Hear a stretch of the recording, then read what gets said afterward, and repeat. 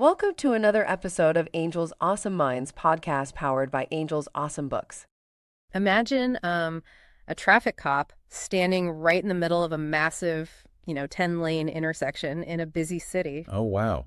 Yeah, that sounds stressful just picturing it. Right. But, well, for a neurotypical brain, that cop is incredibly efficient. They see a loud siren coming from the left, a flashing billboard on the right, someone shouting across the street. All that sensory input just bombarding them at once. Exactly. And they just easily direct all that sensory traffic into the correct lanes. Everything just flows smoothly. Yeah.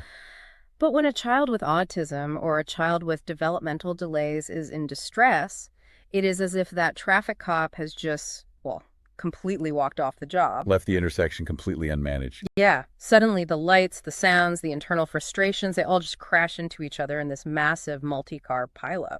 That is such a vivid way to put it. And the instinct for us as parents is to stand on the sidewalk and just yell at the traffic to sort itself out, Right, to just demand that the meltdown stops immediately. Yes, exactly. So today, we're doing a deep dive into a battle-tested guide for how to actually clear that intersection. Which is so needed.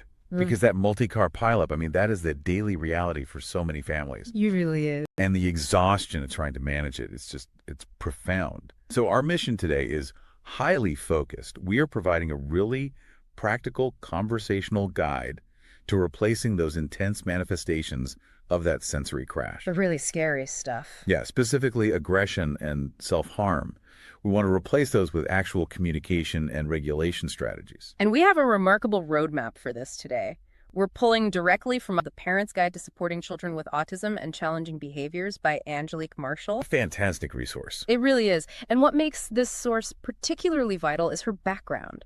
She holds a master's degree in mental health counseling, and she has over 20 years of on-the-ground experience. Wow, 20 years. Yeah, in the mental and behavioral health and early intervention fields. Which is huge, because 2 decades of experience means she isn't just, theorizing from a distance. Right, she's actually in the trenches. Exactly. She has spent her entire career in living rooms, in classrooms, and clinical settings.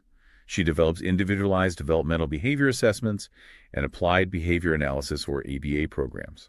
And we should probably take a second to define that, right? We definitely should, because modern trauma-informed ABA, which is what Marshall utilizes, is fundamentally about understanding the function of a behavior. The why behind it. Right. It breaks down complex skills into manageable steps while really analyzing how the environment influences the child. So she works directly with families to improve cognitive, motor, and language development right alongside the behavior management. So to make this as actionable as possible for you listening at home, we are going to format our discussion around the actual questions parents are asking when they are just running on empty. The late night, tears in your eyes kind of questions. Yeah, those exact ones. So let's start with probably the most common one. You're in the middle of a crowded grocery store, your child drops to the floor screaming, and you ask yourself, why won't they just calm down? It is the most natural human reaction to ask that. We've all been there. Oh, absolutely. But Marshall asks us to completely shift our paradigm here. She wants us to reframe that question into, is my child dysregulated, overwhelmed, or in distress? So taking it away from defiance. Exactly. Before we can alter a behavior, we have to look at the neurobiology of what is actually happening in their brain. Okay, break that down for us. Well, these behaviors are not intentional defiance.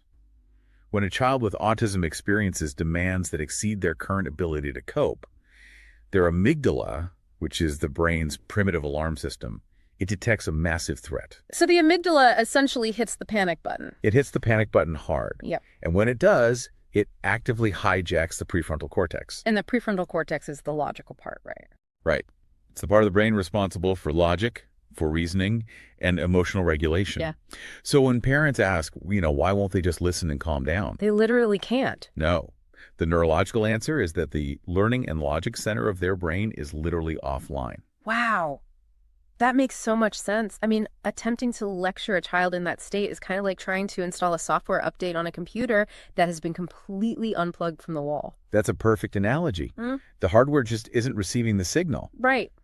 Which highlights exactly why punishment fails so spectacularly in these moments. If you punish a meltdown, you aren't fixing the root cause. You are just adding another massive stressor to a brain that is already drowning in cognitive load. Exactly. You might temporarily suppress the outward behavior because, Well, you've spiked their fear response, Yeah. but you haven't taught them a single new skill. And the workbook provides a vital anchor quote for this exact dynamic. Marshall writes, and this is so important, "My child isn't giving me a hard time, they're having a hard time." Oh, I love that. They aren't giving me a hard time, they're having a hard time. It's powerful, right? It really is. It fundamentally changes the temperature of the interaction. But let's push this into the reality of the really difficult days. Let's do it. Because it is one thing to manage a grocery store crying fit. If the logic center is offline, what happens when that panic turns outward? Like, we are talking about hitting, biting, kicking, throwing objects. Right, the really physical stuff. Yeah. And that leads to the next major question parents ask, which is usually driven by just pure fear and exhaustion. They ask, how do I make this aggressive behavior go away? Are they just being manipulative? Yeah, I hear that word manipulative a lot. Parents think, are they throwing this toy at my head specifically to get out of doing their homework? And Marshall's reframe for this is incredibly strategic. She asks us to substitute the manipulation question with a new one. Which is? What safe action can my child do instead to achieve the same result? Are they lacking a safer way to communicate? Oh, I see. Because she explains that aggression is a physiological fight response. When the nervous system is overwhelmed by the environment, demanding more than the child can process, the body protects itself by fighting. It's just pure survival mode. Exactly. So how do we intervene then? If the goal isn't to just squash the emotion, how do we actually channel it? Well, to intervene early, parents have to focus on two core mechanical shifts. First, lowering the demand pressure, and second, increasing predictability. Okay, lowering demands and increasing predictability. Yes. And the book introduces specific visual tools to achieve this.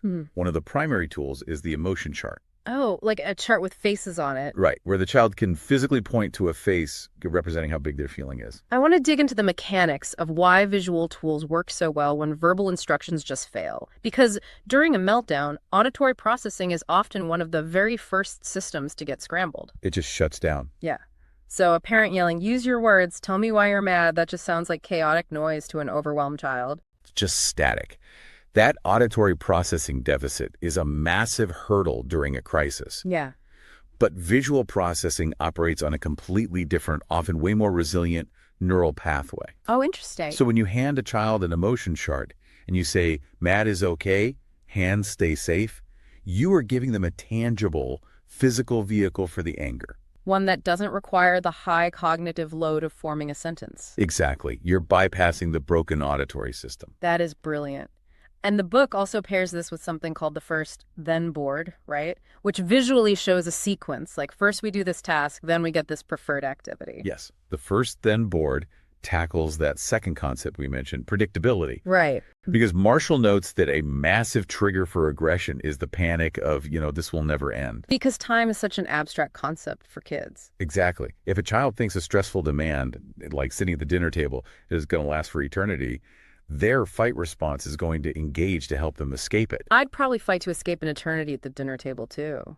Right. So a visual board provides concrete proof that the demand has an endpoint. Yeah. Which lowers the nervous system pressure immediately.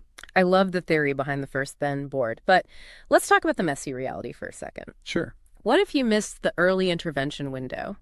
Like, what if you are actively in the middle of a level 10 meltdown, the child is kicking, and actual ceramic plates are flying across the kitchen? The red zone. Yeah.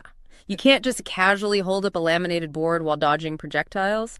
So how does Marshall suggest a parent actually operationalize these tools in the red zone? Well, the truth is, when you enter the red zone, the entire protocol shifts. The visual boards go away because, as you mentioned earlier, the multi-car pileup has already happened. Right, the cop is long gone. Long gone. So Marshall outlines a very strict crisis protocol. Number 1, minimize words. Do not explain, do not negotiate. Less talking. Way less talking. Number 2, prioritize physical body safety above absolutely everything else. Okay. And number 3, reduce all demands immediately. Wait, I can hear parents listening to this and pushing back on that third one. So you just completely dropped the original request. Like if they were supposed to pick up their shoes and they start throwing things, you just let the shoes go. In that exact dangerous moment, Yes. you let the shoes go. Wow. Use a highly controlled script. Marshall suggests something as simple as, "I won't let you hurt. Hands safe." So keeping it super basic. Yes. You protect your body, you protect their body, and you protect the environment. The mantra you have to adopt for these moments is safety now, skills later. Safety now, skills later. That is really freeing, honestly. You don't have to teach a life lesson while your child is throwing things. No, please don't try to. The only job is weathering the storm until the neurological system resets. Because a dysregulated brain simply cannot learn. Any attempt to teach a lesson during a violent meltdown will only prolong that fight response. Which naturally brings us to a part of this duck dive that is, frankly, incredibly difficult to talk about. Because outward aggression is terrifying, but aggression directed inward, self-injurious behavior, or SIB, like a child hitting their own head or scratching themselves until they bleed or biting their own arms. It's horrific. It is a uniquely heartbreaking dynamic to witness. It is arguably the most distressing thing a caregiver can see. The parental instinct is just immediate visceral panic. And the question parents ask through tears is, why are they hurting themselves? How do I punish or stop this behavior before they cause permanent damage? And Marshall gently but very firmly guides us to reframe this too. We have to ask, is this sensory regulation? Is it an escape? Or is it a response to stress? What skill does my child need to replace this behavior? The workbook provides a really illuminating case study that unpacks the mechanics of SIB. The Liam story. Yes, the 4-year-old named Liam. So he's standing in front of the pantry, pulling at the door handle, whining. He starts crying, drops to the floor, screaming. And the parent is totally confused, asking, what do you want? Right. Liam cries harder and suddenly starts hitting his head with his closed fists. If we look at the function of Liam's behavior there, we see a cascade of systemic failures leading up to that moment. Walk us through it. It's likely a massive buildup of sensory input throughout the day. And then he hits a wall where he wants a specific snack. Maybe the box looks different today, or he lacks the fine motor planning to open the heavy pantry door. Right. But more importantly, he lacks the expressive language skills to say, I'm frustrated, I need help. So the environment is demanding an answer, the parent is asking, what do you want? And he literally cannot give the answer. Yes. And that stress turns into self-injury because the intense physical sensation of hitting his own head, it provides this sharp, grounding sensory input that momentarily overrides that chaotic, overwhelming internal feeling. Wow, so the physical pain cuts through the mental noise. Exactly. It is a desperate attempt to regulate his own nervous system.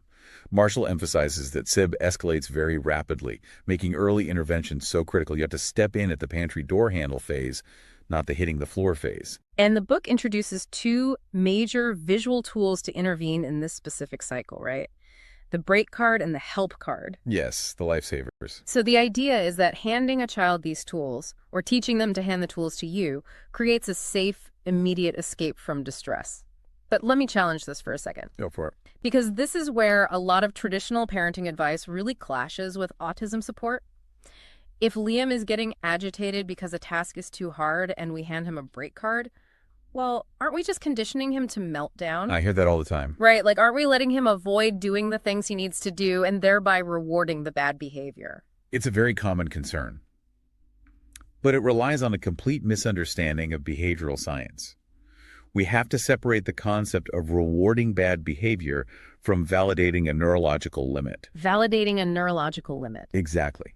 We're not rewarding a meltdown. We're intervening in the precursor phase by upgrading the communication method. Upgrading the communication. Yes. Think about the actual mechanics of it. If hitting his head is Liam's only reliable way to get an overwhelming task to stop, well, he will keep hitting his head. Because it works. Because it works. But by introducing a help or break card, we are teaching him that he doesn't have to physically harm his body to be hurt. Oh, that makes so much sense. As the book profoundly states, you can't regulate what you can't name. You can't regulate what you can't name. That is the core of it, isn't it? These visual tools give language to the pain. Yes. You are teaching a lifelong self-advocacy skill. You are replacing the self-injury with a physical card that says, when you feel the urge to strike yourself, hand me this piece of paper instead, and I promise I will honor it and the pressure will stop. And over time, as their neural pathways adapt to this safer method of communication, the reliance on self-injury actually decreases. Because they trust you. Exactly, because they trust that their environment will respond to the card, so they don't need to escalate to hitting. That is incredibly powerful. But we do have to address the other side of this equation, the parents. The parents. Because delivering these visual cards, analyzing the function of a behavior in real time, keeping your voice calm while plates are flying, These all require a parent who isn't also melting down. It's a massive ask. It is. How do you survive the crisis and remember to deploy a break card when you, the caregiver, are running on completely empty? This is where Marshall's background as a mental health counselor truly shines, because she dedicates significant space in the book to directly addressing the psychological reality of you, the listener. The parent question here is almost always steeped in this deep, isolating guilt, isn't it? Parents ask, am I doing something wrong? Why is this so hard for us when other families make it look so easy? Yes, that comparison trap is brutal. And the required reframe for your own survival is, what support do I need right now as a parent? What invisible challenges is my child navigating every day? Giving yourself some grace. So much grace. Marshall does not sugarcoat the reality. Parenting a child with severe behavioral challenges comes with profound exhaustion and, frankly, trauma. She plainly states that you cannot act as an external regulator for a dysregulated child if you are drowning yourself. It makes me think of an electrical grounding wire. Oh, how so? Well, if a house is struck by lightning, the grounding wire safely disperses that massive surge of electricity into the earth, right? But if the grounding wire is frayed or broken, that electricity sparks wildly and catches the house on fire. That is such a good image. So in a meltdown, the parent has to be the grounding wire for the child's emotional lightning. If the parent is frayed, the whole situation combusts. That is an excellent way to conceptualize it, particularly because of mirror neurons in the brain. Mirror neurons. Yeah, children with autism are highly sensitive to the physiological states of the adults around them. If you're projecting panic or an elevated heart rate or anger, their nervous system will literally mirror your chaos. Oh, wow. And the aggressive behavior will just escalate even further. So Marshall actually provides a specific visual support tool just for the parents, doesn't she? She does. It's called the Stop Breathe Support Protocol. And she recommends printing it out, laminating it, sticking it on the fridge or the dashboard of your car. Walk us through the actual mechanics of this protocol. It is an active crisis protocol designed to force the adult's nervous system into regulation. First, stop tan bellis. Literally pause your physical body. Do not rush in to fix the situation immediately. Which is hard because you want to stop the screaming right away. It's totally counterintuitive. Yeah. But you have to stop. Second, breathe. Take a slow breath, 4 seconds in, 6 seconds out. Why the specific numbers? 4 in, 6 out. Because a prolonged exhale actively stimulates the vagus nerve. Okay, the biology of it.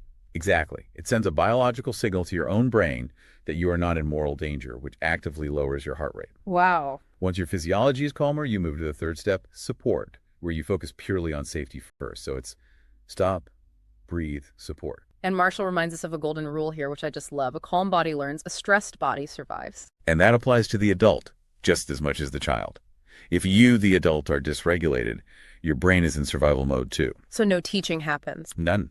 There should be no lessons taught, no consequences handed out, and absolutely no negotiations until you have grounded your own electrical wire. Man, if you are stressed, stop trying to parent in that exact moment.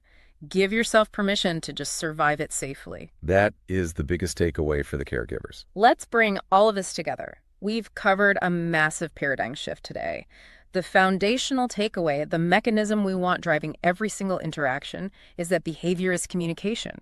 Your child isn't giving you a hard time, they're having a hard time. And by prioritizing physical body safety above all else, by drastically reducing demand pressure in moments of crisis, and systematically utilizing visual tools like the help and break cards, Right. you can intervene early in that communication breakdown. You can effectively swap aggression and self-injury for safe, functional communication.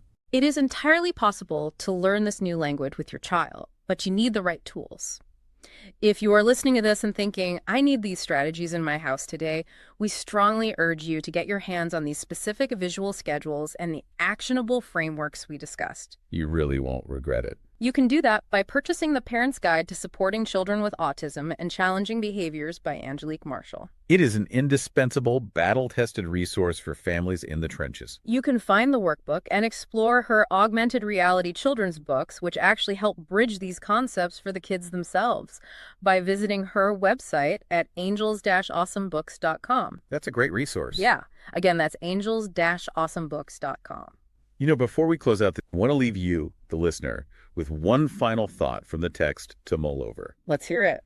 Throughout this entire journey, we have to deeply reconsider what the word independence actually looks like for a child with autism. That's a big concept. It is. Society usually defines independence as a child, perfectly blending in, doing things exactly the way neurotypical people do them. Sitting perfectly still, staying quiet, tolerating a loud grocery store without complaining. We hold them to this standard of invisibility, really. Exactly. But perhaps true independence for your child isn't about perfectly mimicking neurotypical behavior. Then what is it? Maybe true independence is simply knowing how to safely hand you a break card when the multi-car pileup in their brain gets to be too much. Wow. That reframes the entire goal of parenting. It means that when you're standing in that chaotic intersection, you don't have to force your child to act like the traffic isn't there. You just have to teach them how to safely signal for help. Thanks for listening to Angel's Awesome Minds podcast. Don't forget to visit Angel's Awesome Books at angels-awesomebooks.com for more tips and resources.